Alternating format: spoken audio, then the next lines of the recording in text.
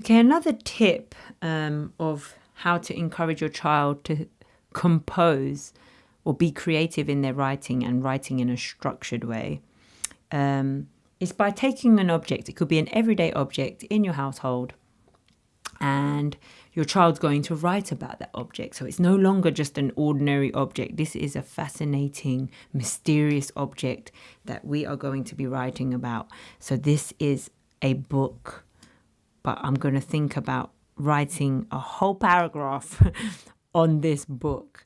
And one way that you can encourage your child to think in a structured way when describing an object is by thinking of these 4 things. First, thinking about what it looks like.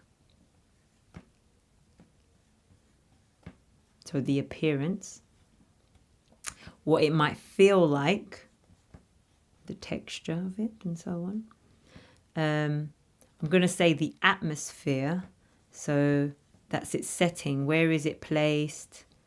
You know, what is its relation to its setting, its current setting? And then how it is used.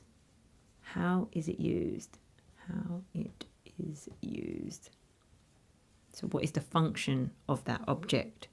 Okay, so think about those. Now we've looked at this book. This book, not sure how clear it's coming out on the camera, but it's brown. So I'm going to first just write down, I'm going to first create a little circle here with book. And I'm going to just write down all the adjectives. So I've got mind mapping brown. It's rectangular. So what else can I say about what it looks like? It's like a 3D, three-dimensional.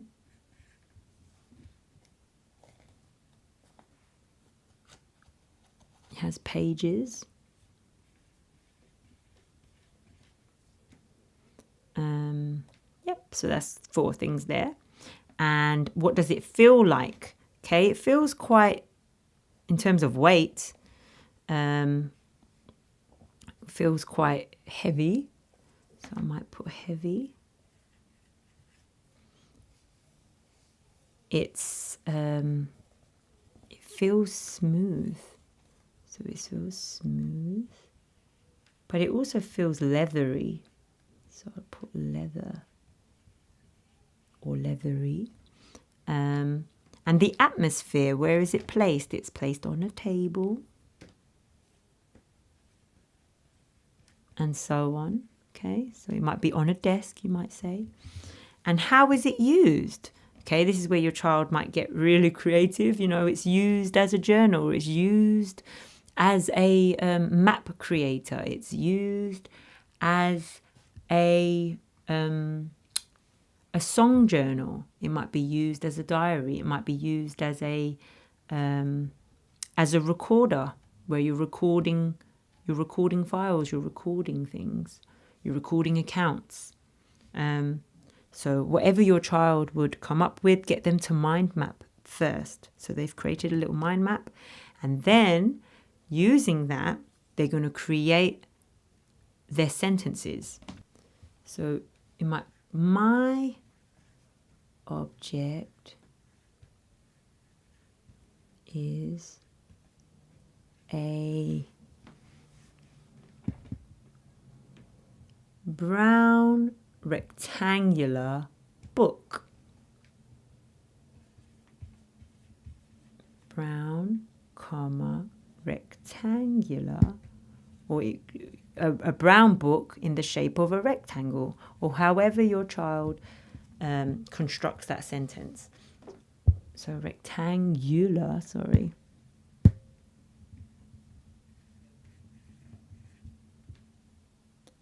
Rectangular book. It is heavy. So we remember your child might repeat, my object is. We want to change the openers. So now we're using a pronoun. It is heavy. It is heavy and made from leather.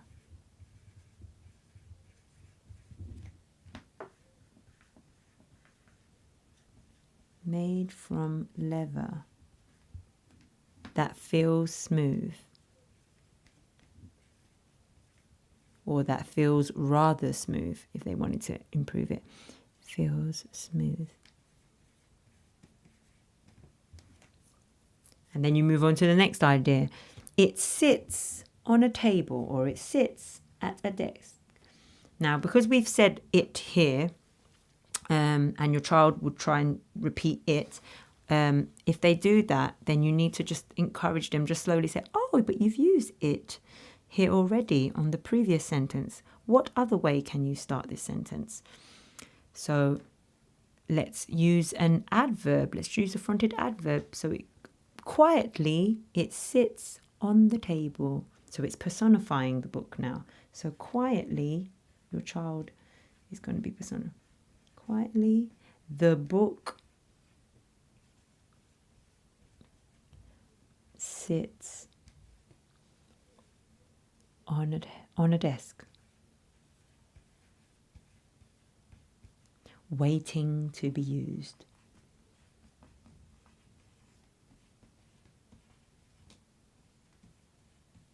And so on. Okay, and then you move on to the next bit, how it's used. So you can see just by looking at this very, very simple object, everyday household object, your child will be thinking about what the appearance is, what it feels like, the atmosphere, so in relation to like where it is, and how it's used. Mind map their ideas and then create sentences, ensuring that they are using various punctuation and they are varying their sentence openers.